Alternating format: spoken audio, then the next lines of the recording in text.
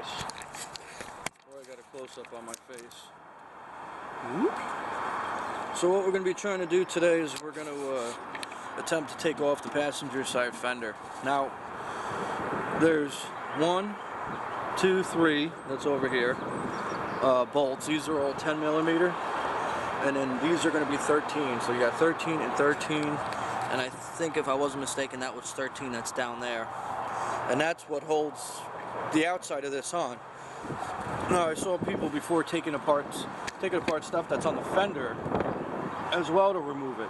But I'm going to see how much I could do without needing to do that. I know the air filter box is going to have to come out of here for me to do anything, and I'm going to be removing the old air horn that's in here because I'm going to be putting in that new one. So I know that is definitely on the list of things that I'm going to be removing. And then with here, your antenna, you just unbolt it here, is what I saw people doing online. And then you just unscrew this collar, you pop this off. And I was watching people like hammer this thing down into the fender. Now, you can see the wiring back there, and what kind of works out, this thing's so rusted out, you can actually get in here, you know. But yeah, I would say, so what I'm going to be using today for tools, if anybody was wondering, as you guys see, I got the hood on there, and I got the hood grill. I got the grill assembly up there, but I'm not going to be using the original grill. I got another one coming because that one, the plastic's too broken on it. But anyway, I'm going to be using a clip remover, a flathead. Toss these up top. Here's my impacts. This is not impacts, but my forgot the name of the company. I'll have the link in the description for these. But this is 10 millimeter. The other one's 13, and I have a RYOBI impact that I just recently bought a couple days ago just for this job alone, and I don't know what I waited so long for. So I'm gonna just start popping these things off, and if anything really changes, I'll let you guys know. The clip remover is usually for like all these plastic clips here, so I'm probably gonna have to remove a lot of this plastic clips and stuff to get the rest of this thing out. But as you can tell, like, it's so bad that you could just pop these suckers right out. I mean, this is not even holding into anything of the metal wise. It's pretty bad. So yeah, I'm gonna start banging this shit out, and hopefully I can get this off pretty quickly, because it looks like the weather is not on my side today, and I'm a little tired from yesterday, so I'm trying not to kill myself doing this too much today. So let's get boogie.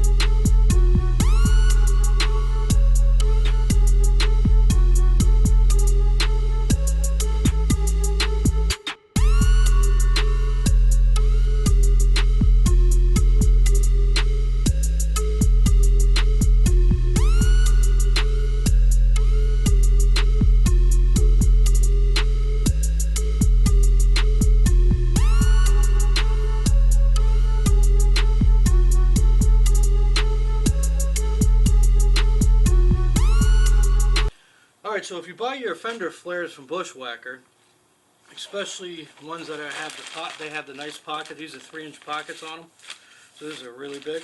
Actually, I think these were the 5-inch pocket ones I bought. I went for the biggest ones for the biggest tire overlay. You can't really see with the plastic bag, and the black's going to shine up a little bit hard, but it takes these little rivets that go in it, or bolts, and it all really is that you're assembling them by hand.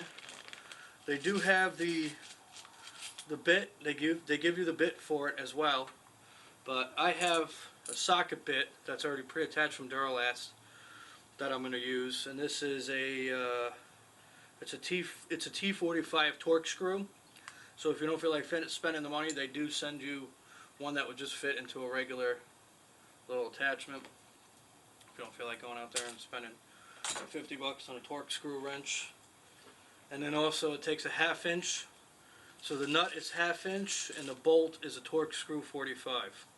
And you just them together. Actually, I don't need my extension on here. I'll stick that there so I can lose it. And that's really it. And then you're just doing it all by hand from one to the other.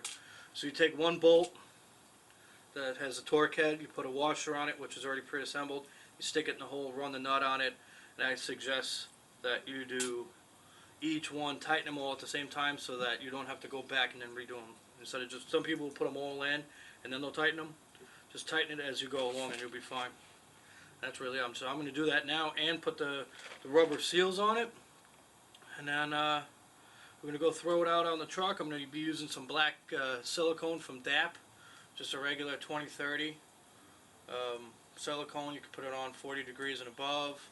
It's just going to help protect, keep all the water and gunk and shit from getting behind these and rusting out the rear fenders. And then also the new fenders when I get around to putting these on those. So it's just going to be a nice little touch putting that extra, even though it comes with the rubber gasket seal and so forth, and it comes with these clips that you use to mount it on. Also has instructions too, so always please read the instructions as well other than watching the video. And that's really about it, so I'm going to get to banging this out. You guys get to watch.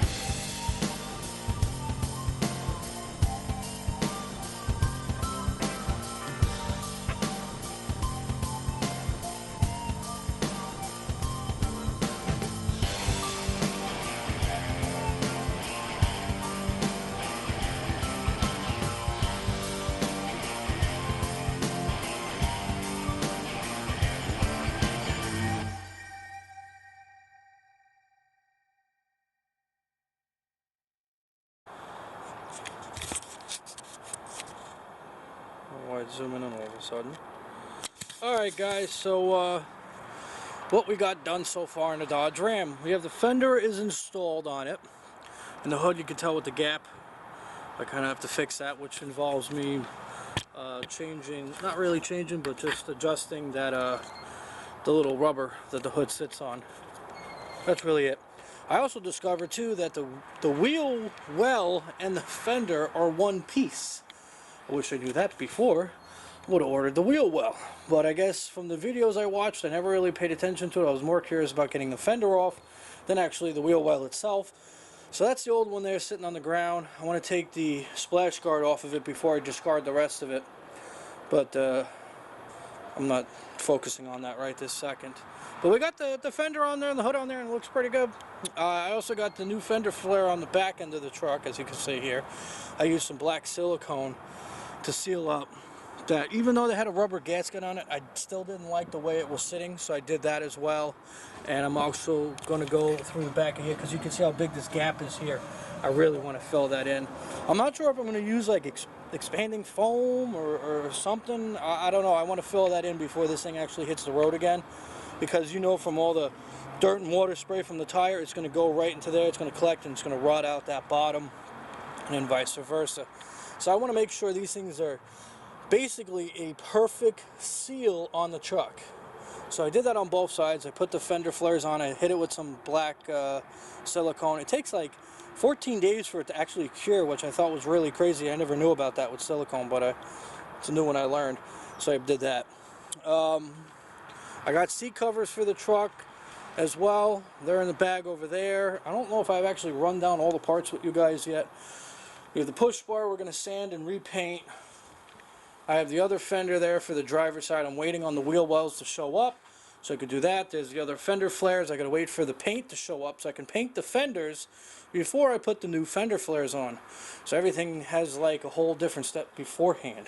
There's the old grill. I couldn't reuse it because most of the plastic clips on the back of it, as you could tell there, are gone and they're broken. I mean, that thing is 21 years old, so unfortunately shit's gonna just break after a while, especially being plastic, and it's got 200,000 miles on the truck, so things are rattling around. I have the new mirrors over here because I have a crack on one side and the other one just is screwed up, and it's just better to change them both.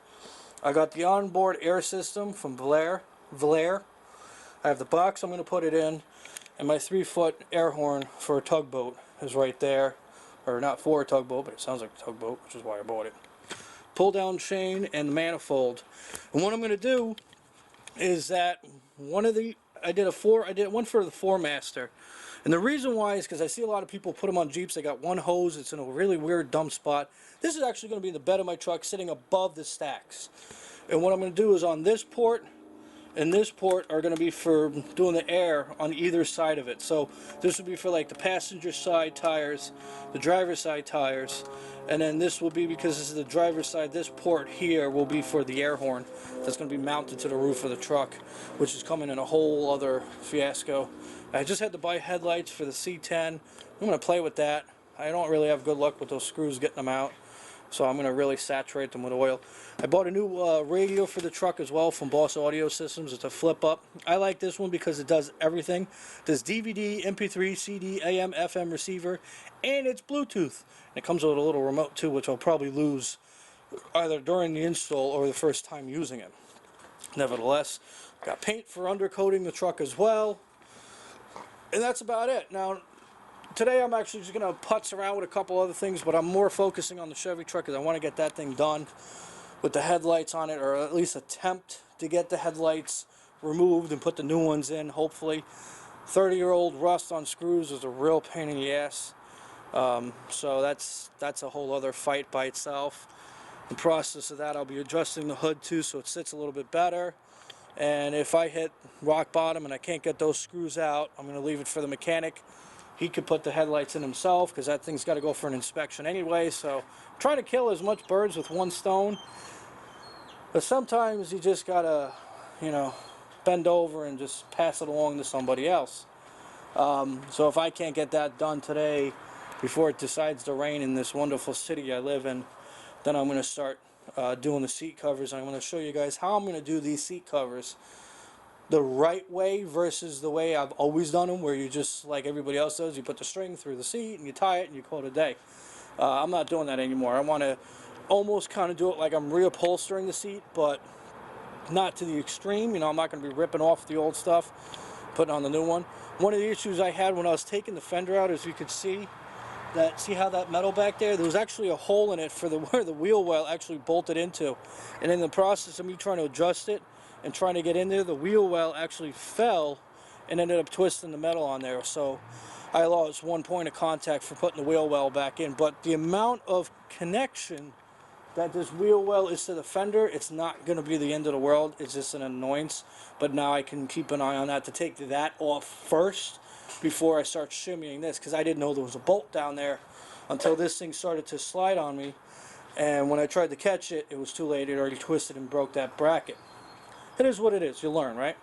One of the things I saw people doing online, I'm going to do as well, is they did sheet metal screws because they didn't have a way of attaching the wheel well to the fender. So when the new wheel well comes in, I'm going to line it up on the new fender. I'm going to take the fender back off the truck. The only reason why I put the fender on it was for 2 reasons. One, so I could see it, and second, in case it rains, at least it's hidden, hides a little bit of the engine bay as much as possible. Also, if you haven't got your antenna back in yet, like I haven't done yet, make sure you put some tape over your holes so water doesn't go down into there and start making more issues that you don't really need. Oh, jeez. And I also got new steering shock absorbers for the front end. As you can see, these things are a little worn out. Especially, look at that bushing down there. That bushing looks like shit. And I could tell, too, with driving, that they're a little worn out. Plus, the last time I was at my mechanic, he also stated to me that your shock absorbers are not doing too good. They've been leaking. And they're not leaking anymore, so that means they're probably out of fluid. So, it's fine. I got 2 new ones coming from Superlift. Those were from Pro Comp. I liked them, but I want to try Superlift because the whole truck is built from Superlift, so the whole suspension and stuff. So I figured, let me try their steering shock absorbers and see how they go. Other than that, that's about it. Where we are with the Dodge, like I said, I still have to do some other stuff with the Dodge. Like the seat covers, some miscellaneous stuff. This is going to get, I'm going to sand this down. You guys will see that in one of the videos. I'm going to repaint it black, obviously, and then that thing gets installed last after the fender and the new headlights arrive. I'm waiting on the wheel wells and the new headlights before I could put that back on there. So there's so many different little nooks and crannies that have to get done before this and that and the other. And I want to get the fenders done. They don't have to be painted. I just want the driver's side fender on with the wheel well, the whole engine bay reassembled before I go down the line of installing the onboard air system, because I don't want to have to remove the battery with all the new wiring on it. It's a nightmare. So that I'm just going to leave the way it is until we jump down that road. And then eventually the military truck will be back home, and I can get rid of some of the other miscellaneous boxes that are hidden behind those boxes, and those parts that are sitting there on the floor, and there's paint in that box, and there's probably shit in my attic and shit I haven't realized I needed to order yet, and who the hell knows. Actually, a lot of the parts that I was going to install on video, I had him do while the truck was there, because I figured, fuck it, why not? It's there, so I'll pass it off to him to do. It wasn't hard stuff, it was just stuff that I just figured I'd pass along to somebody else to do. You know how it goes.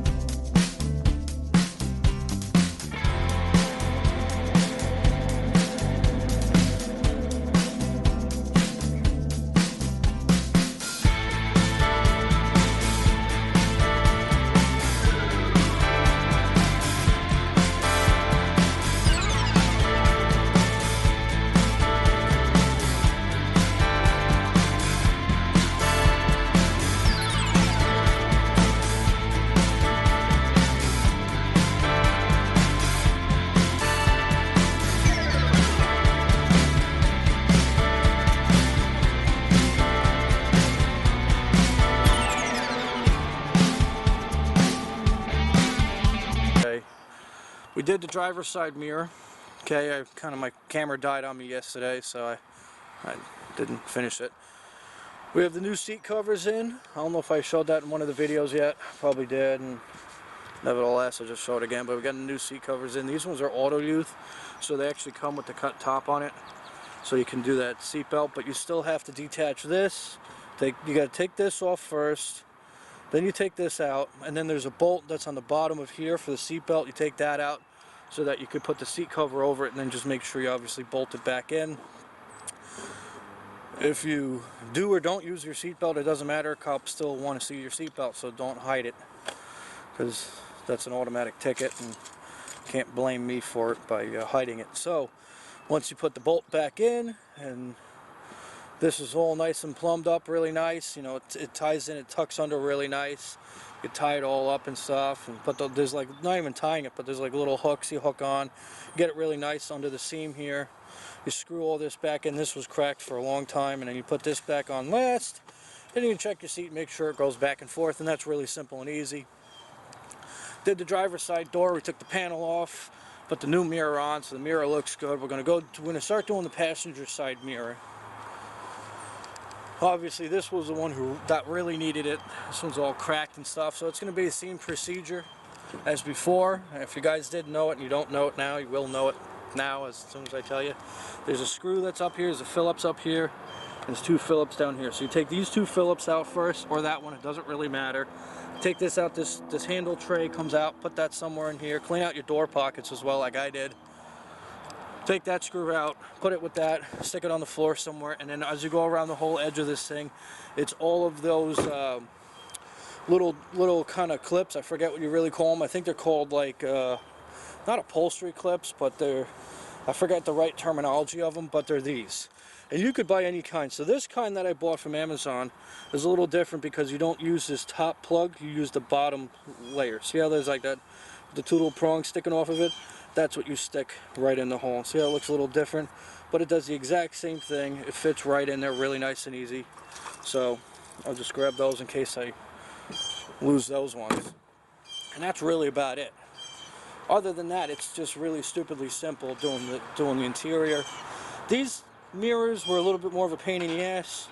As you saw in the video, they didn't come with these already attached.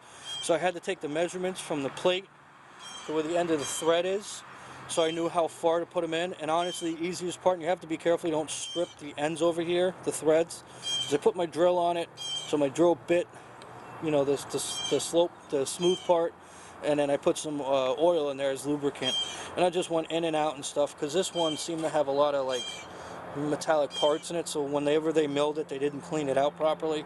So I used some spray oil to clean it out, and then I got them inside to how far I want. It also comes with brackets as well, but these brackets are different than the brackets I have on the truck because I don't need this clip here. This clip here is basically for like mirrors that have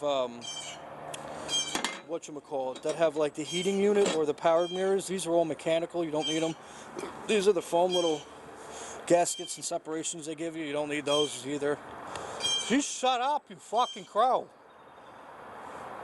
Hey, that's a woodpecker. Hey, woodpecker, shut up. Shut up. Stop pooping on my cars. Anyway, so these things here, you can throw them out. You can leave them outside for your scrap guy. I put them in the rest of my pile of my scrap shit. You know, the guy comes by and he knows I'm always working on cars, so those are the steering shock absorbers I took off yesterday.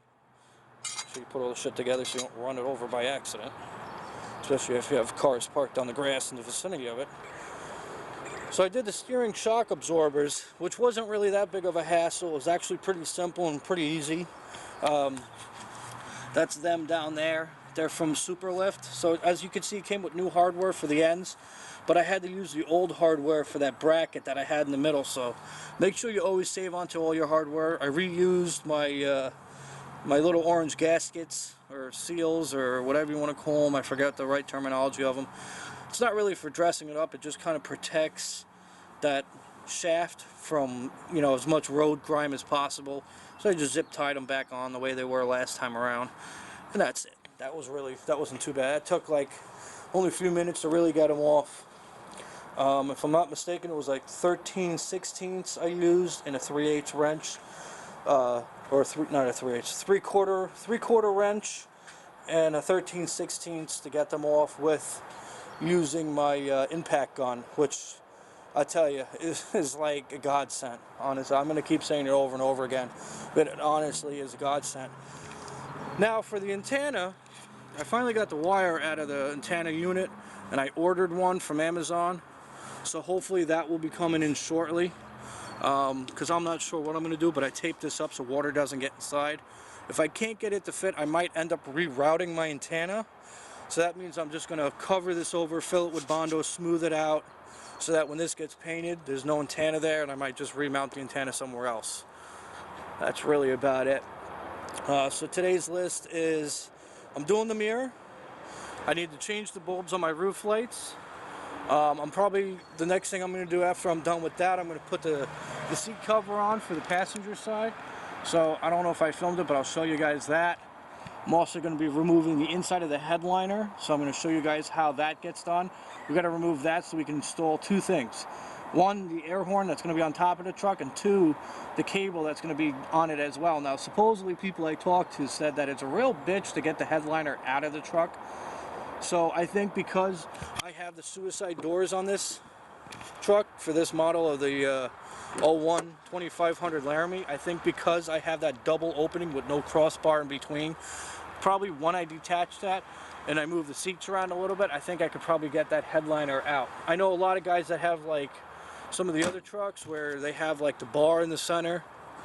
It's a real pain in the ass, and this was really cool when Dodge did that. I know Dodge did it, Chevy did it, and Ford did it. So I think I might get a little lucky with doing that. I just want to get the, the air horn mounted on the roof of the truck where I want it and go from there. I know I'm putting it over the driver's side in case I do another one. Then I'm going to stick it over the passenger side. I'm just putting the horn on and that's it. I don't know if I'm going to get down the wiring. I don't know how far I'm going to get down with that stuff, because that's like a whole other fiasco. I am going to take the fender back off, and I'm going to take that fender and the fender that's still in that box. I got the wheel wells. They came from LMC Truck. I've always had good luck with LMC Truck. I know a lot of people don't like it. I've always said it 100 times. When you're ordering from any company, no matter if it's LMC Truck, it's Car ID. I got that from Car ID. Got that from Car ID. I got that from LMC Truck. I got that from Horn Blasters. I got that from Amazon, because that's going to be part of the air system. That air system is going to be inside the bed of the truck. I got a new radio. I might be jumping on doing that today. I bought that from Boss Audio. Any parts that you buy, even like the fender flares and the air intake and seats and headlights and etc., always make sure that the stuff is the exact spec of the vehicle. A lot of guys will be like, well, I got an 86 Chevy pickup truck, but I'm going to buy parts for it from 1984 because I like the way they look, and then they bitch they don't fit. You guys bought the wrong year, you bought the wrong make, you bought the wrong size. Make sure you know your vehicle. It's a 1986 Chevy C10 Custom Deluxe Fleet Side. It's a Fleet Side truck. These were the commercial Fleet Side trucks. Okay, it's got the 8-foot bed, it's got the cab, it's got a 305 in it, 2-wheel drive. Go down the VIN, look at the VIN, look at the specs of the vehicle, look inside the glove box, it's going to tell you. Same thing with the Ram. It's a 2001 Dodge Ram 2500 305 Magnum, or is it 305? 350? No, it's 305. I think it's a 305. I don't even know anymore. It's a 5.9 liter V8. It's an SLT Laramie. The only thing that's still original on it is the engine. The transmission is aftermarket. The transfer case is aftermarket. The front and rear differentials are aftermarket, including the suspension and a whole bunch of other shit. So this truck, I have a whole list on the whole specs of the truck because I've modified it. But buying the parts for it is still the same. It's a 2001 Dodge Ram 2500 SLT, 4-wheel drive. Quad cab is what it's called, with that little back door like that. So you buy the fender flares for it, you got to make sure the fender flares fit for what you're buying it for. Don't buy it if you don't think it's going to fit. Now sometimes, like on CarID.com, the fender flares for this truck was only under diesel. It's a gasoline truck. So I called them up and said, hey, just double checking. Does the diesel one fit the 2500 one? of '01, and they're like, yeah. I'm like, you guys should really advertise that on your website. And then when I got them in, I lined them up and everything fit. So, you know, I was good with that. Same thing if you're doing with step bars. Same things if you're doing with interior accessories. Always make sure you're doing the vehicle spec. You're always going to get the correct part. Once in a while you'll get the wrong part, or it's going to be off by a little bit. And sometimes when it's off by a little bit, it's because your vehicle was damaged or worn out at a certain time, and things kind of shift around a little bit. And also sometimes there's things what's known as a body shim. You need a body shim, maybe a washer. Put a washer in. You know, see what happens. If you're trying to put a bolt in something and something's not lining up right, put a washer in, see what happens. Put a washer in, see if that changes your life. And honestly, sometimes that does. Sometimes that's the smoking gun you need, is just throw a frickin' washer on it, and next thing you know, everything is fine and dandy. It didn't have a washer beforehand, whatever. You know, as you can see here, I made one of these. I gotta now readjust this because now the hood sits higher on this side than it does on that side. Why? Because this was gone for so long. The rubber was gone, and all there was a rod, and on the old hood, it wore a hole in it, so the hood sat differently. So now when this hood sits on it, it sits higher on this side because the old hood was worn away on that spot. So now I have to lower this down by a little bit at a time and make sure the hood kind of sits down nice. And then once it does, I'm all nice, fine, and dandy with that. So there's a lot of different little things that go into customizing or working on a car. I really just want to preach to people so they just stop going nuts on bad-mouthing companies because they don't know any better. And they're going to say, well, I know better. I've been doing this for 30, 40, 50 years. I've been doing this longer than you've been alive. That's fine. You've been buying the wrong part for 50 years, and I've been buying the right part for 10. So, just saying. Alright guys, so I'm going to start doing that mirror. I'm going to get that door panel off, take the mirror off, get that done, and then I'll show you where we're at. And if anything I want to film, I'll film it. If you guys have any questions about how to take off certain things, definitely always comment below in the videos. I'll try to address it and try to make the videos better. Unfortunately, I'm using like a little old handheld camera from back in the day. You know, I'll show you guys. I don't think anybody's ever seen it. This is what I use. I'm not using some fancy camera shit, so that's how I do all my filming and stuff. And if I don't use that, I'm using my cell phone, and a lot of times my phone's in the garage playing music because I can't stand listening to myself think. So, alright, let me get this going.